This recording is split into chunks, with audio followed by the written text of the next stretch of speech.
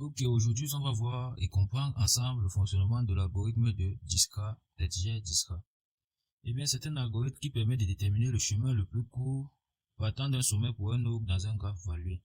C'est-à-dire un graphe comme celui-ci où chaque arête est associée à une distance. Ok. Donc, dans cette vidéo, nous n'allons pas rappeler le fonctionnement dans le cas général de l'algorithme. On va juste faire cet exemple parce que je pense que on comprend plus facilement à l'aide d'un exemple et on est plus facilement capable de reproduire ce qu'on a vu dans cet exemple. Sur ce, passons donc à l'exemple suivant. Considérons le graphe suivant et déterminons le plus court chemin partant de A pour F. C'est-à-dire qu'on veut aller de A à F. Donc, il paraît évident que ce n'est pas du tout simple de déterminer le chemin le plus court de tête. C'est pourquoi on doit utiliser l'algorithme de Discra. Commençons.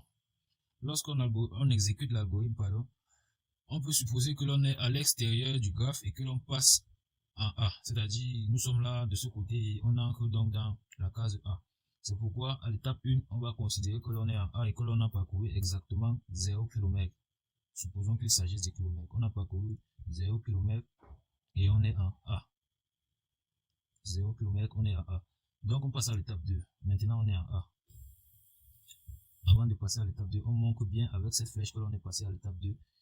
Et on est donc en A, on n'a pas une distance ou un chemin qui permet d'arriver en A et parcourant moins de 0 km. C'est pourquoi on va totalement bloquer cette colonne pour signifier qu'on ne va plus avoir à revenir dans cette colonne A, donc dans cette case A, parce que il n'y a pas un chemin qui permet d'arriver en A et parcourant moins de 0 km. Donc la colonne A, c'est le meilleur chemin. Ok.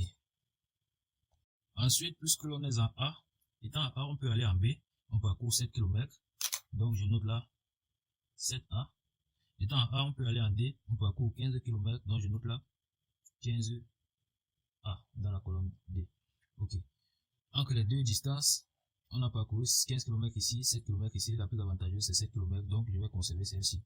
Je spécifie donc le changement d'étape à l'aide d'une flèche, et je note en rouge la colonne ou alors le chemin que j'aurais choisi, puis je bloque cette colonne, c'est-à-dire qu'on ne rentrera plus dans la colonne B pour la même raison, tout simplement qu'on ne peut pas trouver un autre chemin nous menant à B et parcourant moins de 7 km. C'est pourquoi on bloque ce chemin, on ne va plus revenir sur la case B. Ok, donc maintenant on est en B, ici. Étant en B, on peut aller en C, on parcourt 12 km, ce qui vient s'ajouter aux 7 km que l'on avait déjà parcouru, ça nous fait 19 km, donc 19 B.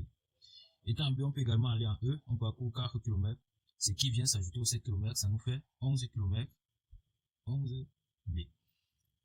Étant en B, on ne peut plus aller quelque part si ce n'est en A. Or, on a dit qu'on ne doit plus revenir dans la colonne A, donc on ne peut aller que en C et en E.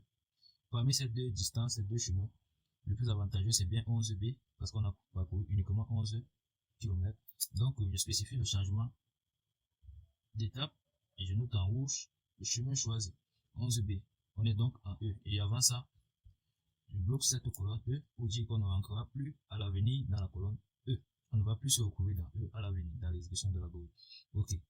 Étant en E, on est donc là. On peut aller en D. On peut aller en D, on parcourt 2 km. 2 km ajouté à 11 km, ça fait 12 km. 13 km, pardon. 13 E. Oui, c'est ça. Étant en E, on peut aller également en B. Sauf que on a dit tout à l'heure qu'on a condamné la colonne B, c'est-à-dire qu'on ne doit plus revenir, donc on ne peut aller que en D. Donc il n'y a pas de chemin, on va choisir celui-ci. On n'a pas meilleur chemin.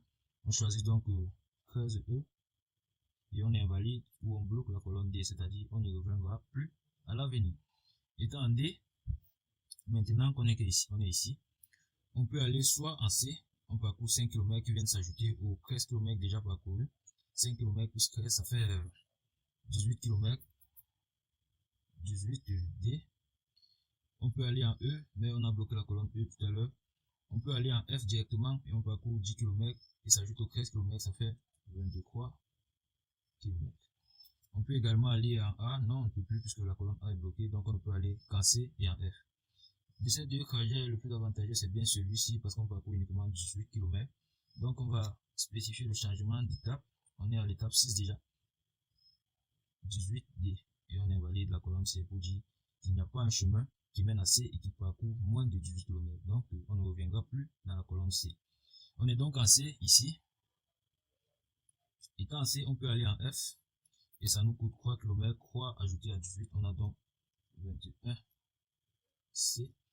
Étant en C, on peut aller en D, mais la colonne D est déjà invalidée. En fait, toutes les colonnes sont invalidées, donc on ne peut plus aller qu'en F. Et le chemin le plus court, 21 C, il n'y a pas de. Donc on spécifie qu'on est bien dans la colonne F à l'aide du changement. On invalide la colonne F et on a terminé l'exécution de la. Bien, pour ce faire, on doit tracer un tableau tel que celui que j'ai tracé, où à chaque colonne, on associe un sommet. Ici, on a la colonne associée au sommet A, la colonne associée au sommet B, etc. Et chaque ligne représente une étape dans l'avancement de l'algorithme. Là, on a la ligne, donc l'étape 1, l'étape 2, l'étape 3, etc. La dernière colonne, vous allez voir à la fin, son utilité, elle permet de déterminer le chemin que l'on aura choisi à l'étape en question. Bien. Donc, on a qu'à la fin, le chemin le plus court pour partir du sommet A et arriver au sommet F nous fait parcourir 21 km. Il ne nous reste plus qu'à déterminer effectivement ce chemin parce qu'il n'est pas encore totalement évident. Donc, pour ce faire, on rentre à l'étape 1 et on identifie à chaque fois dans quelle colonne se trouve la flèche spécifiant le changement d'étape, la variation d'étape pour aller à l'étape 1, de l'étape 1 à l'étape 2, où se trouve la flèche. Pour aller de l'étape 2 à l'étape 3, où se trouve la flèche. Pour aller de l'étape 3 à l'étape 4, et ainsi de suite. Donc, pour aller de l'étape 1 à l'étape 2, la flèche elle est dans la colonne de A, je note la A. Pour aller de la 2 à la 3, la flèche elle est dans B, je note la B. Pour aller de la 3 à la 4, elle est dans E, je note la E. Pour aller de la 4 à la 5, la flèche elle est dans D, je note D. Pour aller de la 5 à la 6, la flèche elle est dans C, je note C. Pour aller de la 6 à la 7, c'est-à-dire de l'étape 6 à l'étape 7, la flèche elle est dans F, je note F et on est arrivé. Donc le chemin le plus court, c'est le chemin A, B, E, D, C et F.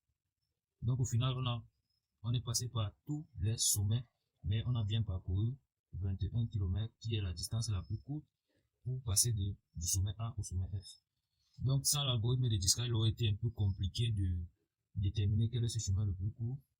C'est pourquoi je vous invite à voir la vidéo et à refaire cet exemple que j'ai donné, de manière à trouver le même résultat que moi, ou alors de manière à comprendre ce que j'ai fait. Comment essayer de faire cet exemple, ce second exemple, qui est une dérive de ce qu'on vient de voir, juste que j'ai changé la valeur des distances sur chaque arrêt. Donc le chemin le plus court n'est peut-être plus le même qui sait. À vous de voir, laissez-moi la réponse. Quel est le chemin le plus court partant de A pour F? Quel est le chemin le plus court partant de A pour F? Donnez-moi la réponse dans les commentaires.